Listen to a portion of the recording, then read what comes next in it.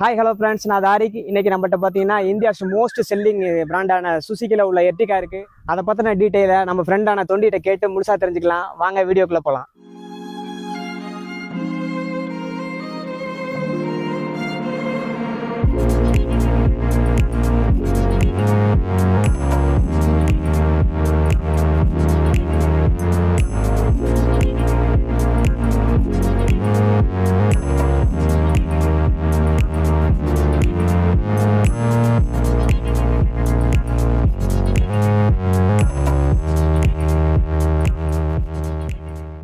இந்த காரை பற்றின ஃபுல் டீட்டெயிலை கேட்டு தெரிஞ்சுக்கிறதுக்கு முன்னாடி இதோட சின்ன வாக்கரவுண்ட் வீடியோவையும் பார்த்துடலாம்.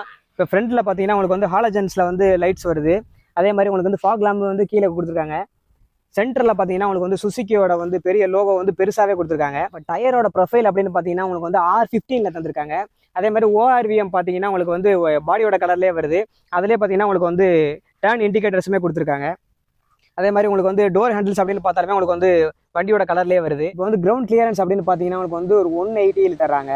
இது வந்து ஒரு மீடியமான ஒரு கிரவுண்ட் கிளியரன்ஸ் தான். வாங்க நம்ம வந்து ரியர் சைடில் பார்க்கலாம். ரியர் சைடு மேலே பார்த்தீங்கன்னா உங்களுக்கு வந்து ஒரு ஸ்பாய்லர் ஒன்று தந்திருக்காங்க. மேலே பார்த்தீங்கன்னா உங்களுக்கு வந்து ஹை மவுண்டோட பிரேக்கிங் லேம்ப் ஒன்று வருது. சென்டரில் பார்த்தீங்கன்னா உங்களுக்கு வந்து சுசுக்கியோட லோகோ வந்து நல்லா போல்டாகவே கொடுத்துருக்காங்க. அதே மாதிரி உங்களுக்கு டெயில் லேம்ப்ஸ் அப்படின்னு பார்த்தாலுமே ஒரு யூனிக்காக கொடுத்துருக்காங்க. எல்லாமே ஹாலஜனில் தான் வருது. இண்டிகேட்டர் லைட்ஸ் பார்த்தீங்கன்னா உங்களுக்கு அதுக்குள்ளே இன்பில்ட்டாக கொடுத்துருக்காங்க. அதுவும் ஹாலஜனில் தான் வருது. எர்டிகாவோட பேஜிங் பார்த்தீங்கன்னா உங்களுக்கு வண்டியோட லெஃப்ட் சைடில் கொடுத்துருக்காங்க. அது மட்டும் இல்லாமல் உங்களுக்கு வந்து 4 சென்சார்ஸ் கொடுத்துருக்காங்க, பார்க்கிங்கான சென்சார்ஸு. கீழே பார்த்தீங்கன்னா உங்களுக்கு வந்து ஒரு ரிஃப்ளெக்டர் ஒன்று கொடுத்துருக்காங்க. அது வண்டியோட ரைட் அண்ட் லெஃப்ட்டில் வருது. இப்போ வாங்க நம்ம வண்டியோட பூட் ஸ்பேஸ் என்னங்கிறத பார்க்கலாம். இது வந்து ஒரு சிஎன்ஜி வெஹிக்கிள் அப்படிங்கிறனால சிஎன்ஜிக்கான சிலிண்டர்ஸ் வந்து இங்கே வந்துடுது. அதனால் கொஞ்சம் பூட் ஸ்பேஸ் உங்களுக்கு கிடைக்காது தான். இது நம்மளுக்கு வந்து லக்கேஜ்லாம் ஏற்றுற மாதிரி இருக்குது. நம்ம ஒரு 5 பேர் தான் போகிறோம் அப்படின்னா இதை வந்து நம்ம ஃபோல்ட் பண்ணிட்டு தேவையான அளவுக்கு நம்ம லக்கேஜை ஏற்றிக்கலாம். இங்கே பார்த்தீங்கன்னா இங்கே வந்து சிஎன்ஜி ஃபில் பண்ணுறதுக்கானது, அது பக்கத்துலேயே பெட்ரோல் ஃபியூலுக்கு பக்கத்துலேயே வந்து பார்த்தீங்கன்னா உங்களுக்கு வந்து சிஎன்ஜிக்கானதும் கொடுத்துருக்காங்க. இதில் வந்து நம்ம சிஎன்ஜியும் ஃபில்அப் பண்ணிக்கலாம், அதே மாதிரி பெட்ரோலும் வந்து டாப்அப் பண்ணிக்கலாம். இப்போ வாங்க நம்ம வண்டியோட இன்டீரியர் என்னென்னு போய் பார்க்கலாம். இன்டீரியர் பார்த்தீங்கன்னா உங்களுக்கு டோர் பார்த்தீங்கன்னா உங்களுக்கு வந்து கிட்டத்தட்ட 90 டிகிரி ஓப்பன் ஆகுது. டோரோட பேட்லேயே பார்த்தீங்கன்னா உங்களுக்கு வந்து ORVMக்கான சுவிச்சஸ், அதே மாதிரி வந்து விண்டோஸ்க்கான எல்லா சுவிச்சஸுமே இங்கே கொடுத்துட்றாங்க. லாக் அண்ட் லாக்கான சுவிச்சஸ் எல்லாமே. பார்த்தீங்கன்னா உங்களுக்கு வந்து பெட்ரோலா சிஎன்ஜின்னு நீங்கள் சூஸ் பண்ணிக்கிற முடியும். ஃபாக் சுவிட்சுக்கு வந்து இங்கே கொடுத்துட்றாங்க. ட்ராக்ஷன் கண்ட்ரோலுக்கான சுவிட்சும் இங்கேயே வந்துடுது. அதுக்கப்புறம் உங்களுக்கு வந்து ஏசி வென்ட்ஸ் அப்படின்னு பார்த்தீங்கன்னா உங்களுக்கு வந்து ஒரு மாதிரி கனெக்டடாக கொடுத்துருக்காங்க. அது வந்து பார்க்க யூனிக்காக இருக்குது, நல்லாவும் இருக்குது. அது மட்டும் இல்லாமல் கிளஸ்டர் பார்த்தீங்கன்னா உங்களுக்கு வந்து கிளஸ்டர் வந்து ஃபுல்லாகவே பார்த்தீங்கன்னா உங்களுக்கு வந்து அனலாக்ல கொடுத்துருக்காங்க. லெஃப்ட் சைடில் பார்த்தீங்கன்னா RPMமும், ரைட் சைடில் பார்த்தீங்கன்னா உங்களுக்கு வந்து ஸ்பீடாமீட்டரும் கொடுத்துருக்காங்க. ஸ்டேரிங் அப்படின்னு பார்த்தீங்கன்னா உங்களுக்கு டில்ட் மட்டும் தான் பண்ண முடியும், டெலஸ்கோபிக் கிடையாது. உங்களுக்கு வந்து ஸ்டேரிங்கில் பார்த்தீங்கன்னா வால்யூம் அப் பண்ணுறது, டவுன் பண்ணுறதுக்கான சுவிச்சஸ், அதே மாதிரி மியூட் பண்ணுறதுக்கான சுவிட்ச் மட்டும் கொடுத்துருக்காங்க. கால் அட்டன் பண்ணுறதுக்கான சுவிட்ச்லாம் பார்த்தீங்கன்னா உங்களுக்கு வந்து இந்த கீழே கொடுத்துருக்காங்க. ப்ளூடூத் கனெக்ட் பண்ணுற எல்லா சுவிச்சஸுமே இந்த கீழே வந்துடுது. அது மட்டும் இல்லாமல் உங்களுக்கு வந்து ஸ்டியரிங்கோட ரைட் சைடில் பார்த்தீங்கன்னா உங்களுக்கு வந்து ஹெட்லாம்புக்கான ஸ்டாக்ஸ் வந்து ரைட் சைடில் கொடுத்துறாங்க. லெஃப்ட் சைடில் பார்த்தீங்கன்னா உங்களுக்கு வந்து வைப்பருக்கான ஸ்டாக்ஸ் வந்துருது. பார்த்தீங்கன்னா இது வந்து மிட் வேரியன்ட்னால இது வந்து தனியாக அவங்க அடிஷனலாக பண்ணியிருக்காங்க. ஹசர்ட்ஸ்க்கான சுவிட்ச் பார்த்தீங்கன்னா உங்களுக்கு சென்டரில் கொடுத்துருக்காங்க. ஏசிக்கான சுவிச்சஸ் எல்லாமே கீழே கொடுத்துருக்காங்க.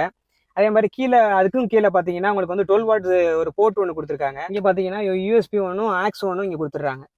அதுக்கான போர்ட்ஸ் எல்லாமே இங்கே வந்து 2 கப் ஹோல்டர் கொடுத்துருக்காங்க. அங்கே பார்த்தீங்கன்னா ஏர் வெண்ட்டுக்காக ஏசியோட ஏர் வெண்ட்ஸ் 2மே கொடுத்துருக்காங்க. கியர் அப்படின்னு பார்த்தீங்கன்னா உங்களுக்கு வந்து 5 ஸ்பீட் இல்லை மேனுவல் கியர் தான் கொடுத்துருக்காங்க.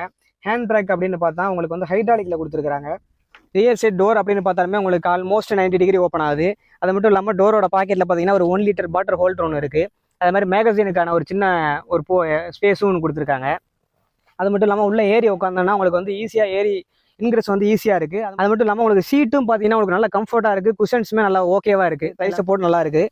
அது மட்டும் இல்லாமல் உங்களுக்கு வந்து லெக் ரூம் அப்படின்னு பார்த்தாலுமே உங்களுக்கு வந்து நல்லாவே கொடுத்துருக்காங்க. காலையுமே டக்கின் பண்ணி வச்சுக்கிற அளவுக்கு நல்ல ஸ்பேஸ் இருக்குது. அதுவும் இல்லாமல் சென்டரில் பார்த்தீங்கன்னா உங்களுக்கு ஃப்ளாட்டாக இருக்கிறனால 3 பேர் போனாலுமே வந்து நல்லா கம்ஃபர்ட்டாக போக முடியும்.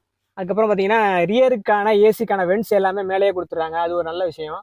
அதுவும் இல்லாமல் மேலே பார்த்தீங்கன்னா இந்த கேபினுக்கான ரீடிங் லேம்ப் வந்து பார்த்தீங்கன்னா சென்டரில் கொடுத்துருக்காங்க. பார்த்தீங்கன்னா உங்களுக்கு விண்டோ பார்த்தீங்கன்னா செம்ம ஒய்டாக கொடுத்துருக்காங்க. அதனால விசிபிலிட்டி அப்படின்னு பார்த்தாலுமே நீங்கள் 3 ரோலேருந்து பார்க்கும்போது உங்களுக்கு விசிபிலிட்டியில் எந்த பிரச்சனையுமே இருக்காது. அதனால அது நல்லா இருக்குது. ஹெட்ரெஸ்ட் அப்படின்னு பார்த்தாலுமே உங்களுக்கு வந்து செப்பரேட்டாக 2 இது தந்திருக்காங்க. அதே மாதிரி ரியருக்கு பார்த்தாலுமே உங்களுக்கு வந்து 2 செப்பரேட்டாக கொடுத்துருக்காங்க ஹெட்ரெஸ்ட்டு.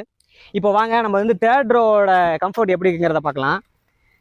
தேர்ட் ரோ அப்படின்னு பார்த்தீங்கன்னா உங்களுக்கு வந்து இதை ஃபோல்ட் பண்ணிவிட்டு கீழே ஒரு லிவர் கொடுத்துருப்பாங்க. அதை வந்து மூவ் பண்ணிட்டீங்கன்னா இது போயிடலாம். அதுவும் இல்லாமல் நீங்கள் ஹெட்டை மைண்ட் பண்ணி தான் ஏறுற மாதிரி இருக்கும். ஏன்னா உங்களுக்கு தை சப்போர்ட் அப்படிலாம் பார்த்தீங்கன்னா ரொம்ப கம்மியாக தான் இருக்குது. அதாவது ஒரு பெரிய ஆளுங்கள்லாம் போகிறதுக்கு கம்ஃபர்ட்டாக இருக்காது, சின்ன பசங்க வேணால் கூட்டிகிட்டு போகலாம். இப்போ ஓவராலாக பார்த்தீங்கன்னா இதோட வாக் அரவுண்ட் வீடியோ எல்லாமே நம்ம பார்த்தாச்சு. இதில் என்னென்ன இருக்குங்கிறத நம்ம வந்து மேலோட்டமாக தெரிஞ்சுக்கிட்டாச்சு. அது போக இந்த வண்டியோட ஓனரான தொண்டிட்ட நம்ம இதோட யூசர் ரிவ்யூ எப்படி இருக்குங்கிறத நம்ம ஃபுல்லாக டீட்டெயிலாக கேட்டு தெரிஞ்சுக்கலாம். இப்போ பார்த்தீங்கன்னா நம்ம கூட வந்து இந்த வண்டியோட ஓனர் தொண்டி இருக்காப்புல. ஹாய். இப்போ வந்து அவங்கள்ட்ட வந்து இந்த வண்டி எதுக்கு வாங்கினாங்க, இதோட யூசர் எக்ஸ்பீரியன்ஸ் என்ன அப்படிங்கிறது எல்லாமே டீட்டெயிலாக கேட்டு தெரிஞ்சுக்கலாம். ஹாய், என்னோட நேம் ஈஸ்வர். நான் இப்போ வந்து ஜனவரி 4th கரெக்டாக என்னோடய பர்த்டே அன்னைக்குன்னு இதை வந்து இந்த வண்டியை நான் எடுத்தேன். என்னோடய ஒய்ஃப் அவங்களுக்காக தான் வண்டி வாங்கினது, என்னோடய பேபிக்கும் சேர்த்து. ஏன்னா வீட்டில் காருங்கிறது இப்போ எல்லாருக்குமே அவசியமாயிருச்சு. அதனால தான் கார் எடுக்கிறதுக்கான சூழ்நிலை நல்லா இருந்துச்சு. வண்டி எனக்கு எடுக்கல, அந்த எக்ஸைட்டிங் வேறு லெவலில் இருந்துச்சு. சரி, சூப்பராக கையெழுத்து போட்டு அவங்க கூப்பிட்டு போய் ஒரு பெரிய கீ மாதிரிலாம் கொடுத்து அசத்துனாங்க. நல்லா இருந்துச்சு. கேக் வெட்டி லெவல் பண்ணி தான் எடுத்துகிட்டு வந்த வண்டியை. வியூவும் நல்லா இருக்குது. எனக்கு நல்லா கண்ணாடியில் பார்த்து ஓட்டுறதுக்கு, சைடு மிரர் பார்க்குறதுக்கெலாம், முன்னாடி ஏதாவது ஓடினா கூட நல்ல நேராக தெரியும். ரொம்ப டவுன் இல்லாமல் சீட்டு கொஞ்சம் ஹையாக தான் கொடுத்துருக்காங்க. மேலே தான் பாட்டம் ஸ்பேஸும் நிறையா இருக்குது. டாப் டு வியூவும் நல்லா இருக்குது. ரெண்டுமே எனக்கு பெட்டராக இருக்குது. நம்ம ஒரு ஆள் என்னோட உடம்புக்கு இந்த அளவுக்கு ஃப்ரீயாக உட்காந்து ஓட்டுறோன்னா எனக்கு எட்டிகா ஓகே தான். Ertiga CNG with petrol.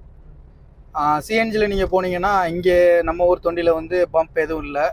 நான் இப்போ போடுறதா இருந்தால் சிஎன்ஜி வந்து ராம்நாடு, பரமக்குடி, கட்டுமாவடி, திருச்சி, மதுரை, இவ்வளோ தான் நம்ம நியர் தொண்டிலேருந்து. இப்போ நம்ம திருச்சி போனோம்னா திருச்சியில் போட்டுக்கலாம், மதுரை போனால் அங்கே போனால் போட்டுக்கலாம். ஆனால் ஒன் டைம் ஃபுல் பண்ணுறதுக்கு 8 கிலோ வரைக்கும் வரும். 8 கிலோவுக்கு வந்து ஃபுல் பண்ணுறதுக்கு சார்ஜஸ் வந்து ஒரு 650 ரூபாயிலேருந்து 700 ரூபா வரும். ஒவ்வொரு ஊரில் ஒரு ரேட்டில் மாறும். 230 கிலோமீட்டர் 8 கிலோவுக்கு ஃபுல் பண்ணோம்னா 230 கிலோமீட்டர் ஷார்ட்டாக கொடுக்கும்.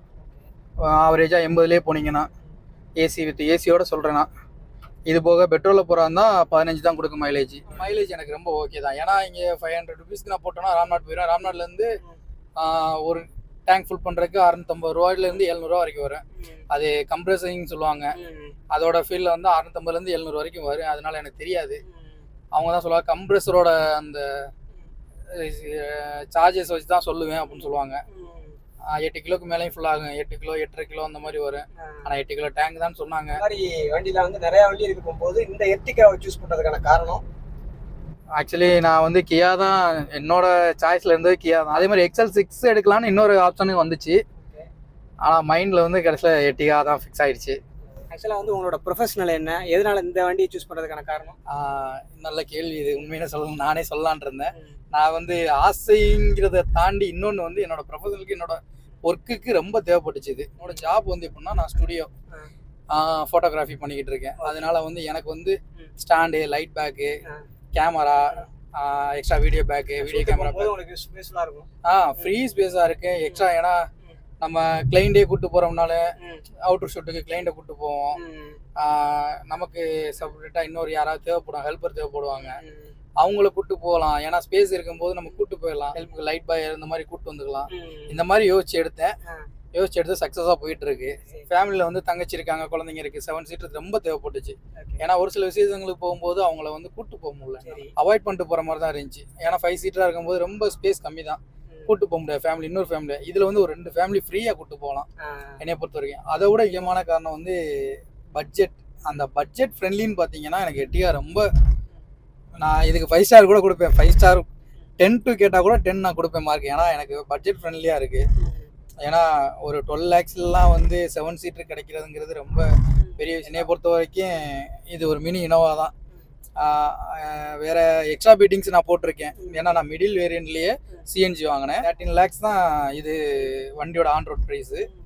Plus extra charges, document charge அந்த இதான வந்துருச்சு, இழுத்துருச்சு. 14 lakhs 30,000 வந்துருச்சு எனக்கு வண்டியோட ஆன் ரோட்லேருந்து. ப்ளஸ் எல்லா செலவுங்களும் சீட்டோட ராயலுக்கு ஏற்ற மாதிரி அதே கலர்லேயே சீட் கவரும் போட்டேன். அந்த இன்டூர் பார்த்தீங்கன்னாலே தெரியும் உங்களுக்கு, ஒரே கலராகவே இருக்கேன். வேறு கலர் ஸ்பேஸ் மாற்றாமல் நான் அதே கலர்லேயே சீட்டு போட்டேன். Seat cover. லாங் ட்ரைவ் எதுவும் போயிருக்கீங்களா? லாங் ட்ரைவ் சென்னை போயிருக்கேன், கோயம்புத்தூர் போயிருக்கேன், வேறு மூணார் போயிருக்கேன்.